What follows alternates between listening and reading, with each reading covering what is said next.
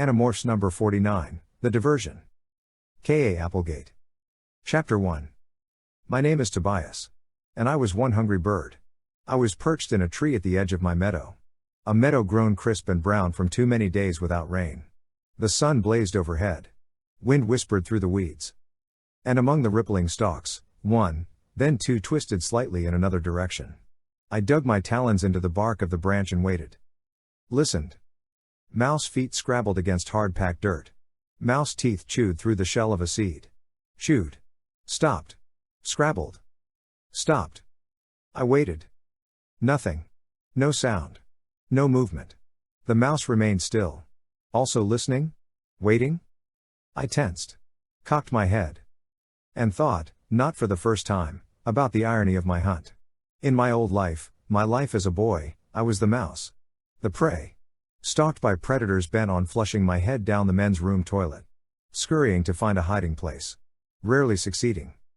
Another irony, in my old life, my life as prey, food was not a problem. I was on the free lunch program at school. So I knew exactly where my next meal was coming from. Overheated ladies in hair nets slapped it on a tray and handed it to me. Movement. Small.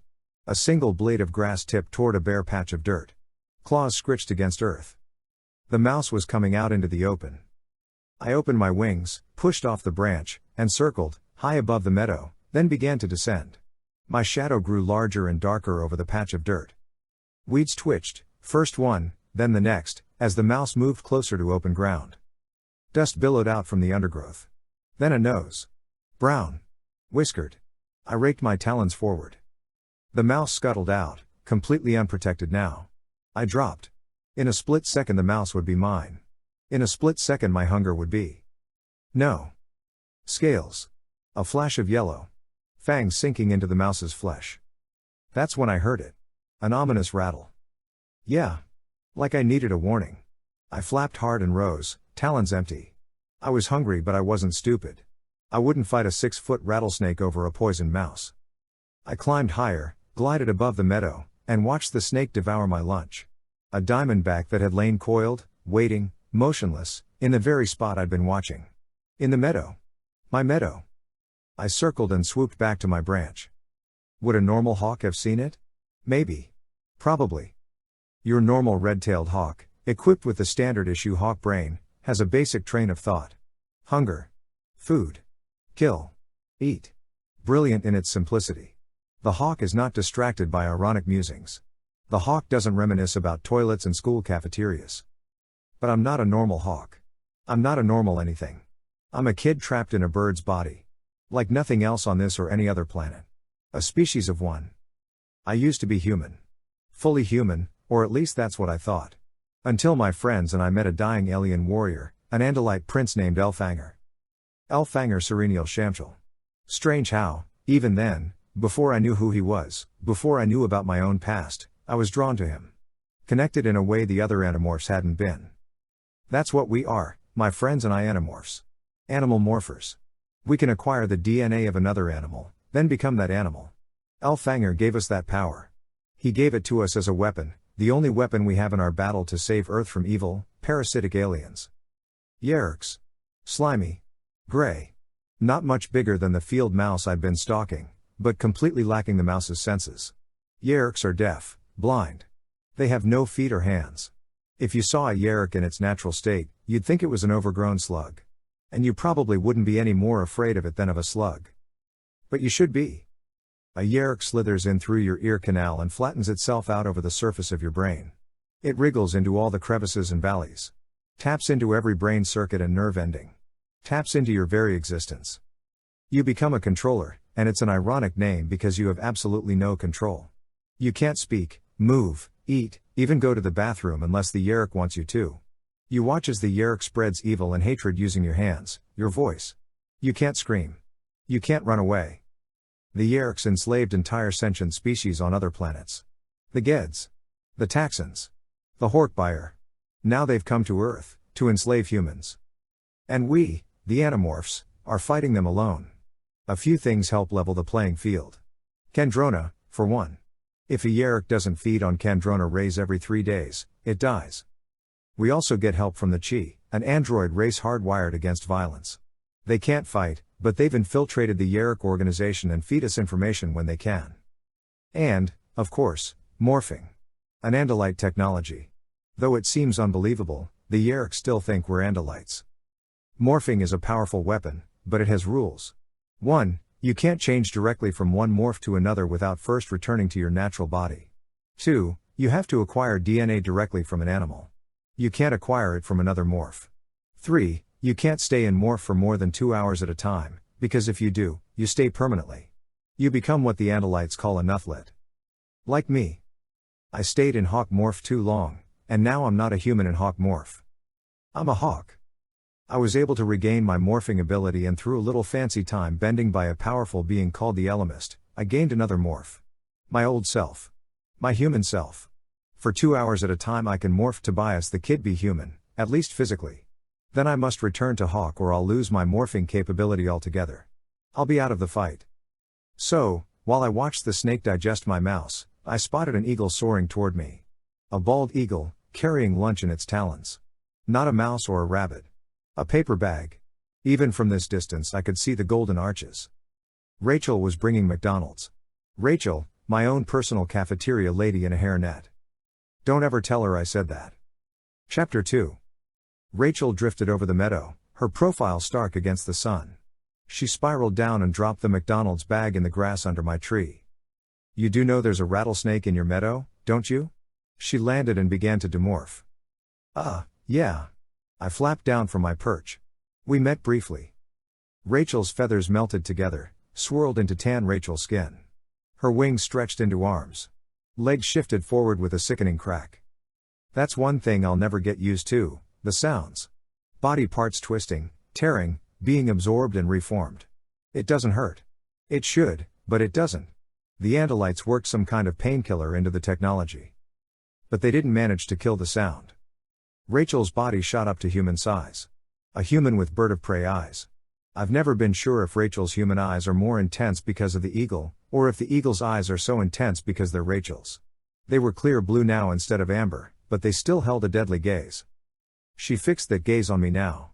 Look, before you get your feathers in a wad, just listen. I know I don't have to baby you. I know you can take care of yourself. But I also know your happy little meadow is about to dry up, and the weather guy on Channel 6 isn't predicting rain anytime soon. She pulled a Big Mac from the bag. So eat this and don't give me grief, okay? That's one of the things I like best about Rachel. I don't need to admit to her that hawk life can be a little stressful. She just knows. And tries to help. But she doesn't feel sorry for me. Or at least, she doesn't let me see her feel sorry for me. She lets me have my dignity. Too bad you can't eat dignity. I watched her open the Big Mac box and set it on the grass. I know you have to eat yours as a hawk. She pulled out another Big Mac and 2 large fries. But at least we can hang out for a while. A little while. Aha. I wasn't paying much attention to the conversation. My hawk brain focused on the usual. Hunger. Food. Kill. Okay, maybe we could skip kill just this once. Eat. But my human brain remembered something more, the pure pleasure of sinking my teeth into 3 inches of hamburger and bun. The crunch of lettuce and onion. The grease and cheese and special sauce combining as I chewed. And the fries. Was there ever a more perfect food than a McDonald's French fry? Fresh from the fryer, while they're still steaming. Crisp and salty and so soft in the middle day. Tobias? Rachel was staring at me, frowning. I asked if you want me to take the pickles off. No.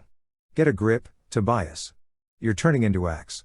Just pull off one of the hamburger patties. I'll eat it first, then morph human and eat the rest with you. She peeled the Big Mac apart and set one of the patties in the grass. I ripped off a chunk of meat and wrangled it sideways into my beak. You know, Tobias, she said, we have very weird dates. I devoured the hamburger, then stood completely still for a moment, savoring the full feeling in my stomach. My hawk belly was happy. My hawk body would survive another day. Time to feed the human. I focused on Tobias the kid. Spur-o-oot. I shot up to my full human height. The sudden shift knocked me off balance, and I teetered on 12-inch talons. Morphing isn't predictable. As I lifted my wings for support, my feathers melted and evaporated, leaving only pale pink nubs on my skin. I looked down. I was a nearly naked bird the size of a human kid. A giant plucked chicken in spandex. Attractive, said Rachel. Hollow bird bones thickened and, snap, realigned. Internal organs shifted and stretched. My shoulders widened, neck grew long. Arms and fingers emerged from stubby wings. The scales on my legs disappeared and human flesh emerged. Talons split into toes. My beak melted and formed a nose and lips. Round bird eyes slid forward and became ovals.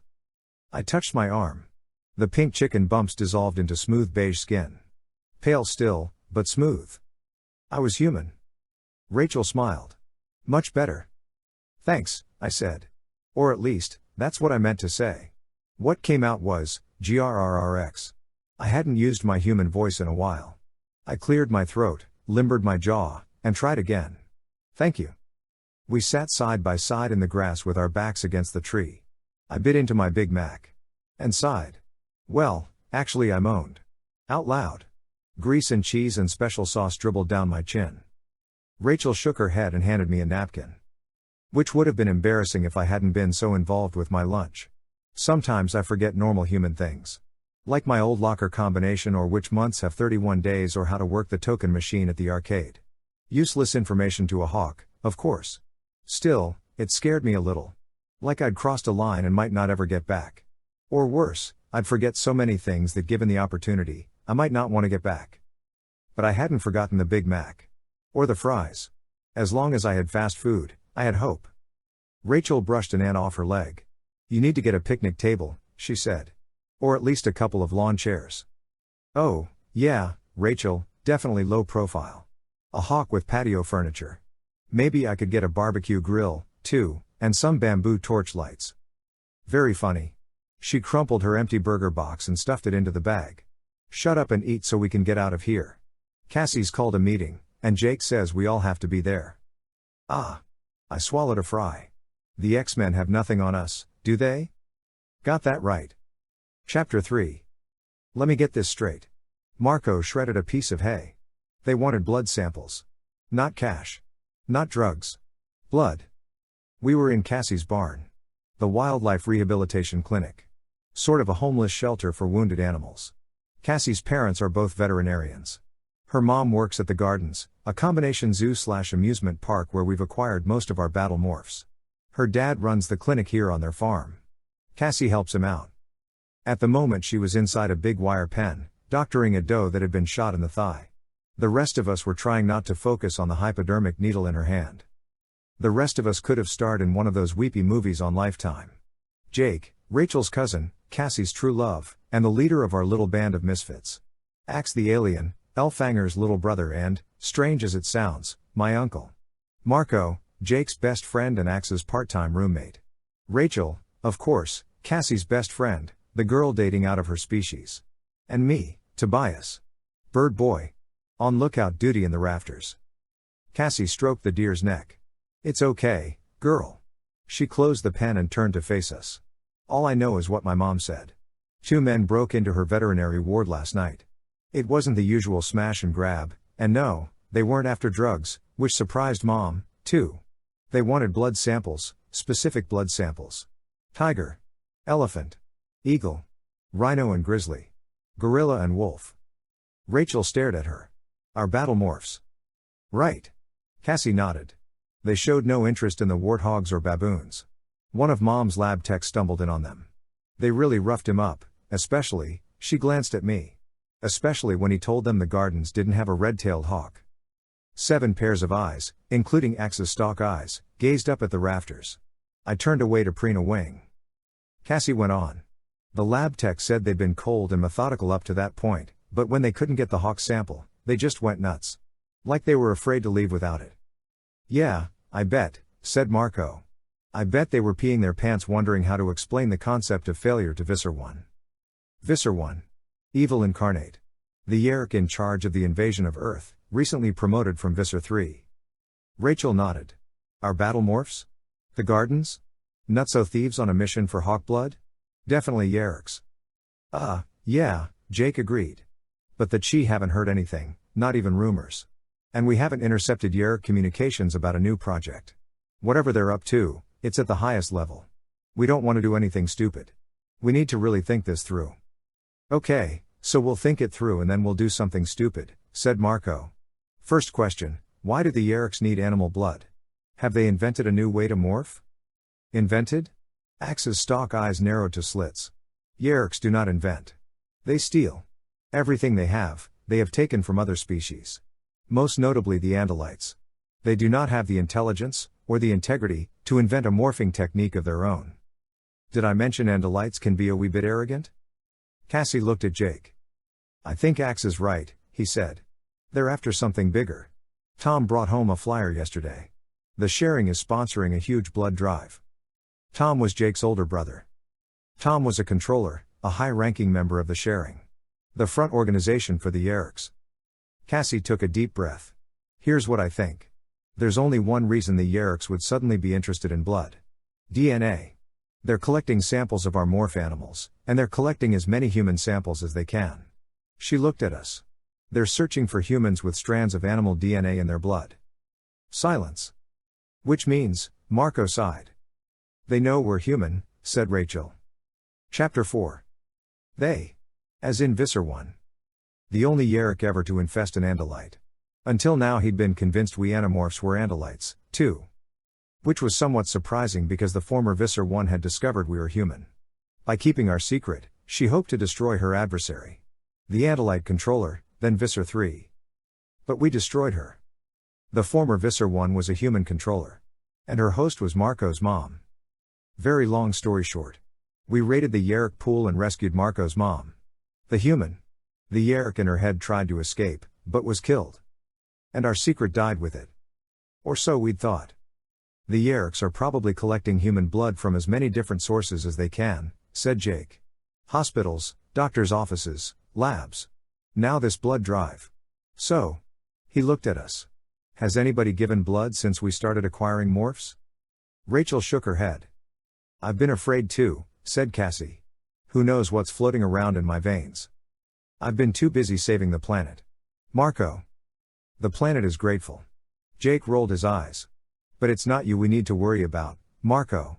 The Yeerks think you and your family are dead, so even if they had a sample of your blood containing animal DNA, it wouldn't lead them anywhere. Axe is an Andalite, so that's not a problem. And Tobias. Tobias hasn't given blood since he magically turned into a bird, I said. Right. Jake smiled at me, a grim smile edged with guilt, and nodded. Which narrows it down to Cassie, Rachel, and me. He turned to Cassie and Rachel. Think hard. Any doctor visits? Trips to the school nurse? Cassie shook her head. Rachel shrugged. Are you sure? What about when we all came down with the Andalite flu? The Yamphit. Oh, man. Rachel shut her eyes. My mom did haul me to the doctor. I don't think they took blood, but I had a really high fever. Part of that time is just blanked out. But that was a while ago.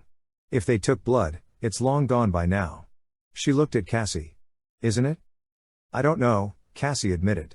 I don't know how long labs keep blood samples. Or data on blood samples. So. Rachel, eyes wide. It could still be in a freezer somewhere. With my name on it. Don't even think that, I said. It's such a long shot. Yeah. Rachel shook her head. But we can't take that chance. If the Yeerks find me, they find us all. They'll slide a Yeerk into my head and then we're dead or worse, infested, and so are our families. She looked up at me. And everyone we care about. And the free Hork buyer, said Axe. They have been forced to relocate once, in spite of our assistance. Without our help they easily could be captured, their colony destroyed. Maybe, said Cassie. Look, the Yeerks don't know we're human. Yet. They only suspect. If we really were Andalites, we'd want them to waste time and manpower analyzing human blood samples, right? So if we bust in, destroy their project, we only prove we're not Andalites. Better than the alternative, Rachel argued. We can stop the Yeerks, and yeah, they'll know we're human, but they won't know which humans. Or we can let them continue till they find us. Which they will. There's another option, said Jake. We can get inside, find out what they know. Then decide what to do. The research is probably on a computer somewhere, at whatever company the Yeerks are using as a front. If we can get our hands on it, maybe we can destroy any incriminating data without the Yeerks catching on. They continue their research and come up blank. Axe, is that something you can handle? Of course, Prince Jake. Axe whipped his tail forward. We need only find the correct facility. Not a problem, said Marco. We hack into the computer system of every blood bank, hospital, and clinic on the planet. The one we can't get into, the one with the extraterrestrial firewall, that'll be the Yeerks. Chapter 5. I figured Axe and Marco would find the blood bank, Jake would call another meeting, we'd infiltrate the place and destroy any incriminating information. Good guys win and go home. I flew from the hayloft. The meeting was over. The sun was setting, the air beginning to cool. Below me, Marco and Axe slipped into the little strip of woods that led from the barn to Axe's scoop. I knew they'd soon be logging onto their souped-up Mac, hacking into blood bank computers. They'd find me when they needed me, when it was time to plan the mission. In the meantime, I had other things to worry about. Like how to eat without being eaten. Not that I'd ever actually starve. Rachel would see to that. But what self-respecting hawk lets his girlfriend feed him? Lets her buy vitamin drops for him at PetSmart? Lets her fix a spot in her sock drawer so he has a cozy spot to sleep on dark and stormy nights? A hawk shouldn't wake up smelling like dryer sheets. Don't get me wrong. I'm glad she cares. And I'm glad it's Rachel. But she shouldn't have to do all that. I took care of myself as a human. I can take care of myself as a hawk. As a boy, I'd been passed back and forth between a much-married aunt and an alcoholic uncle. And my parents? Official story, my dad died and my mom walked when I was still too young to remember. The truth, yeah, my mom walked out, but the man who died had been my stepfather. I had another father. My real father. Elfanger. I found out through a sleazoid lawyer controller, of all people. Elfanger had grown tired of war, tired of defending the galaxy. I knew how he felt. I was defending one small planet, and some days I longed to soar away to some remote mountaintop. Forget the fear and the fighting. Just fly free. That's what Elfanger did. He flew free. He came to Earth because he was in love with my mother, Loren. He morphed a human man and deliberately stayed past the 2-hour time limit, became a Nuthlit, so he could live out his life with her. He must have believed she was worth it. Personally, I thought he was a little misguided. The only thing I knew about my mother was what my aunt used to tell me, and tell me, and tell me, nutty as a fruitcake and didn't want nothing to do with her own kid. So they dumped you on me. But Elfanger stayed on Earth for years. Went to college, married my mother, created a life. Was happy, I think. I hope. Enter the Elemist. The same all-powerful being who'd given me back my morphing powers and left me as a hawk. The Elemist restored my father's Andalite body, returned him to the Andalite fleet, and erased all memory of him from my mother's mind. Elfanger fought valiantly in the Andalite War and returned to Earth only once. To save the planet from the Yeerks. And to die. Did he know? As he lay in the dirt of that abandoned construction site, his life slipping away, did he know he was talking to his son? I want to believe he did. To believe I was the reason he trusted me and my friends with his greatest gift. But the truth is, he was desperate. Once he was gone, the Yeerks would enslave and destroy the planet. And he couldn't let that happen. He probably would have given that morphing ability to any kid who wandered by. The kid just happened to be me. I soared over the rooftops and utility lines of the new housing development that had recently popped up near my meadow. Movement. Steady. Winding. In the yard below. I banked. A snake slid from the grass onto a backyard walkway. Not a rattler this time. An everyday, garden variety blacksnake. It slithered across the walk, fully exposed. I circled. The yard was empty, the house dark. The sun was just sinking behind the hills. The streets and houses were draped in shadows. No one would see me. I circled again. Hunger. Food. Kill. Eat. I swooped. The snake was still alive, still warm, when I ripped into its flesh. Yes. It felt good. It felt hawk. I sank my beak into the meat. Craig. I turned my head. The back door of the house inched open. A bare-chested lunatic in camouflage pants darted out, clutching a bow and arrow. Not a toy bow and arrow. This was a compound bow, with weights and sights and a razor-edged arrow fitted onto the bowstring. The lunatic aimed. I flapped toward the sky. Fwoo-ook. The arrow sliced past. Its feathers raked the edge of my wing. Half an inch to the right, and I would have been birdie shish kebab. I swooped over a row of newly planted trees and dropped down into the next yard. Fwoo-ook. Another arrow. Above me. I stayed low, skimming along the spindly line of trees. A hawk is built to soar, not flap endlessly like a duck. Flying that close to the ground was hard work. No thermals. But it was my own fault. I knew not to hunt in human territory. In somebody's backyard. It was a stupid mistake. A mistake a real hawk wouldn't have made. But Tobias the hawk hadn't made the mistake. Tobias the boy had. I'd seen the snake, and my human brain took it as a dare. A snake had stolen my lunch, and now I was stealing it back. My human brain was going to get my hawk body in big trouble one of these days. Chapter 6. Saturday morning. I flew to the scoop. I took a longer route this time, bypassing the new housing development. Soared over fields and pastures and circled back to Axe's clearing in the woods. Axe built his scoop soon after he came to Earth. According to him, it was a smaller version of a typical Andalite home. He'd had to do some remodeling when Marco took up part-time residence with him. Now the scoop was bigger, with a little more enclosed space and a lot more clutter. Axe was an alien of few possessions. Some research-type books, pictures of his favorite human foods. Some computer equipment. His beloved television set. But Marco was a boy with lots of toys. And he kept a lot of them at the scoop. The rest of Marco's stuff was at his other home, the cabin he shared with his parents in the Horkbyer Valley. When we'd rescued Marco's mom, we'd also had to rescue his dad. The Chi helped us stage his, and Marco's, death. The family evacuated to the valley, and Marco stayed there whenever he could. But when he needed to be closer to us, closer to the war, he stayed here with Axe. How's it going down there? Hello, Tobias. Axe stood in the open part of the scoop, his stalk eyes scanning the sky. I am glad you came. We were preparing to find you. Already? You found the site? Complete no-brainer. Marco was hunkered down in front of the computer at the back of the scoop. I perched on the CD tower behind him. He leaned back in his chair. Hospitals, labs, clinics, community blood banks, they all open right up for us. Kind of scary when you think about it. Your complete medical history is just a click away, available to any nut job with internet access. But then we get to this one. He motioned toward the computer screen. Midtown Bioservices Incorporated. Suddenly it's like breaking into the CIA. Actually, said Axe, it was far more difficult. We experienced relative ease penetrating the Central Intelligence Agency databases. The CIA? I looked at Marco. Wait. You hacked into their computer one day for kicks? Hey, the more information we can gather, the better prepared we'll be. He shrugged. Besides, I gotta have something to do. It gets lonely hanging here.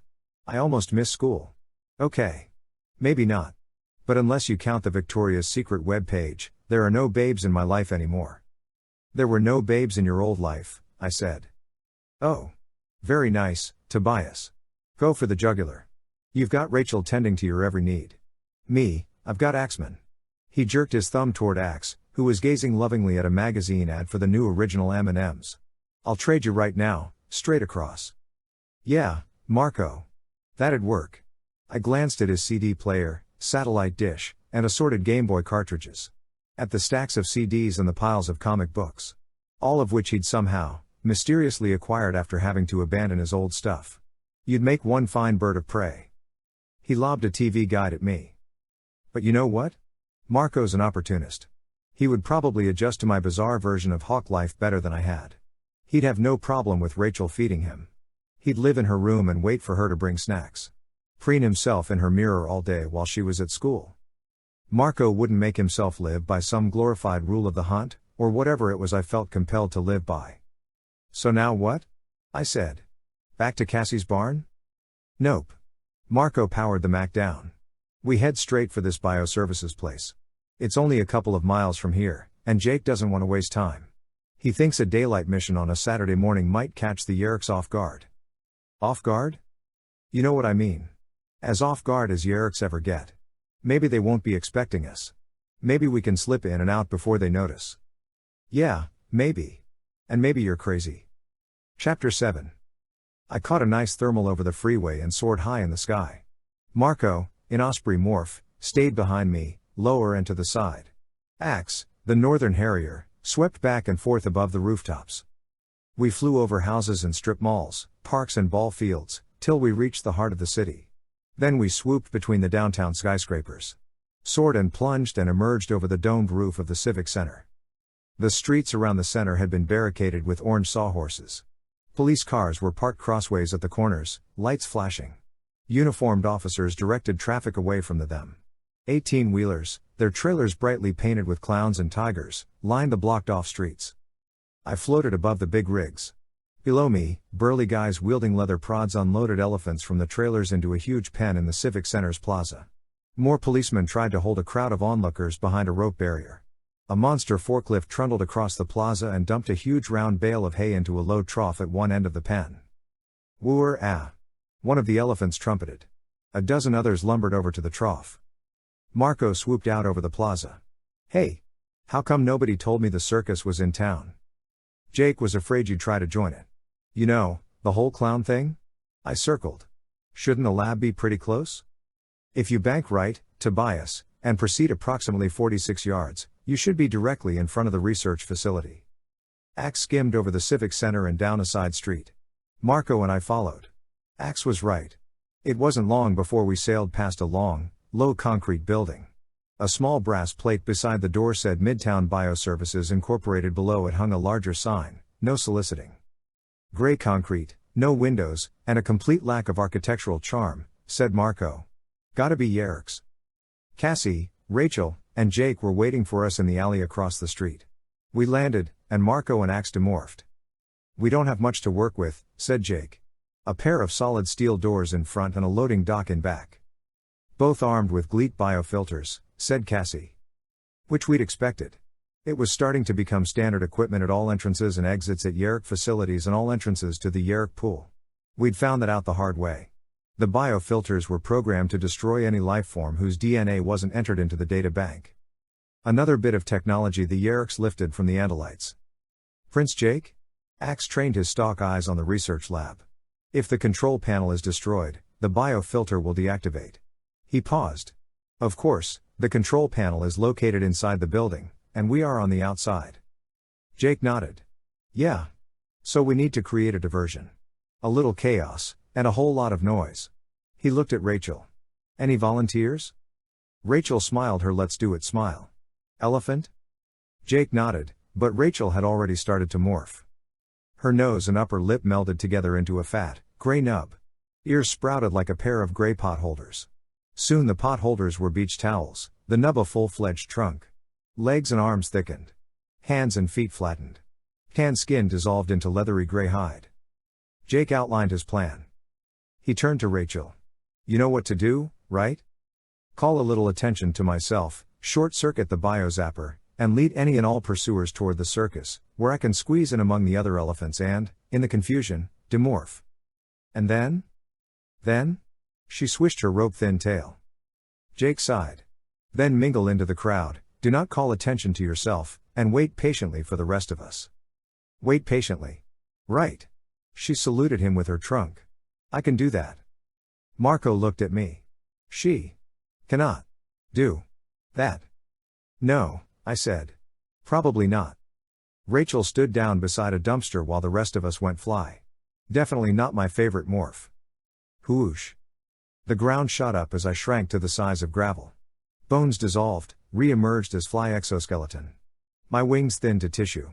Feathers shriveled into tiny fly hairs. Splo-oot. 4 extra legs sprouted from my chest. A pair of antennae shot from the top of my head. My vision shattered into 1,000 pieces. The morph was complete.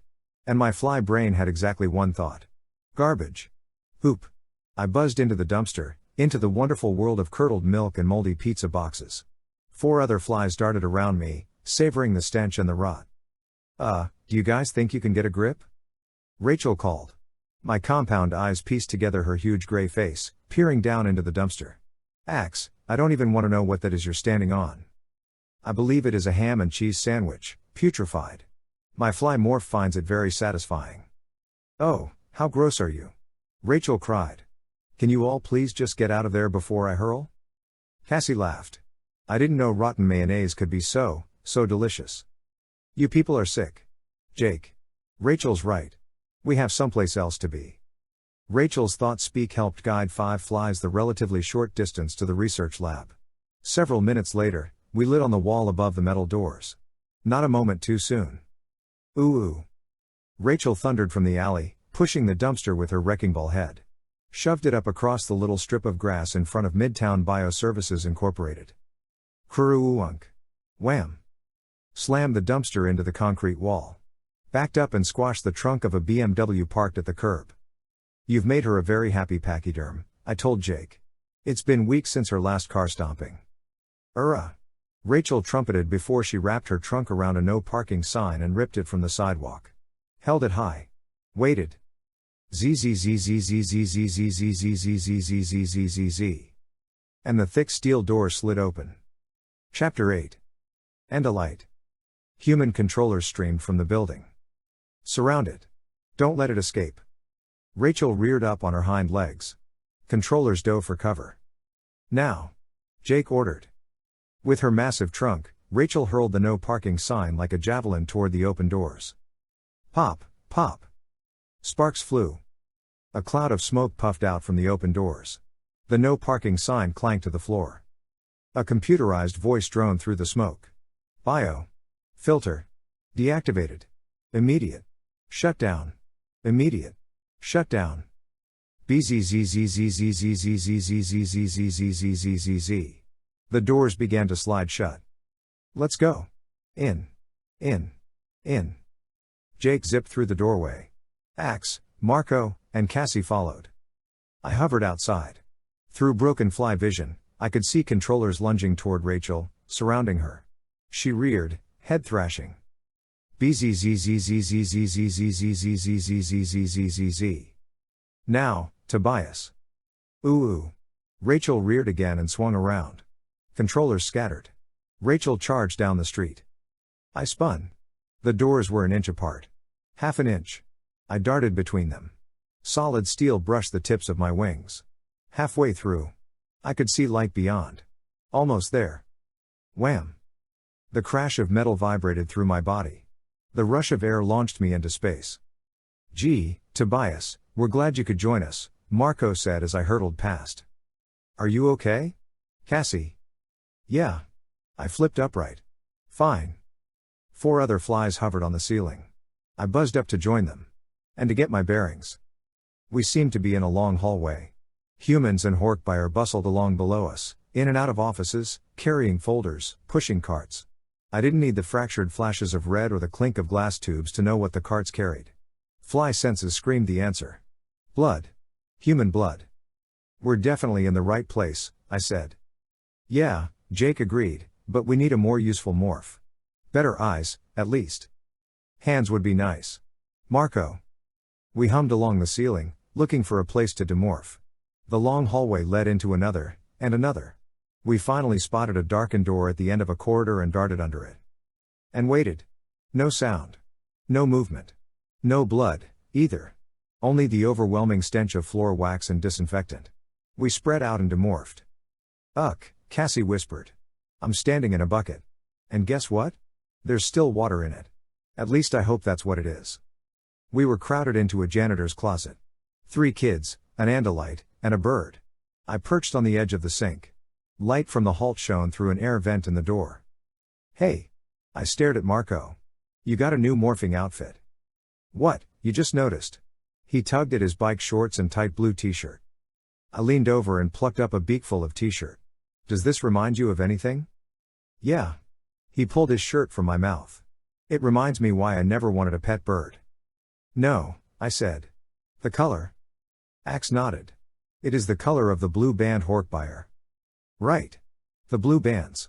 Visser One's elite Horkbuyer guard. Part green beret. Part armored car. Pure terror. We stared at Marco's shirt. Whoa. He backed up against a row of metal shelves. You're looking at me like I'm lunch. No, I said. We're looking at you like you're a giant armband. Cassie rummaged through the shelves and found a utility knife and a roll of duct tape. Marco peeled his shirt off and handed it to Cassie. No looking, he warned. There's no telling what the sight of my naked torso might make you do. Marco turned to me. I'm lethal at the beach. Cassie struggled to control a grin. And quickly cut the shirt into wide strips. Then we went Horkbuyer. Carefully. 5 fully grown Horkbuyer have no business huddling in a janitor's closet.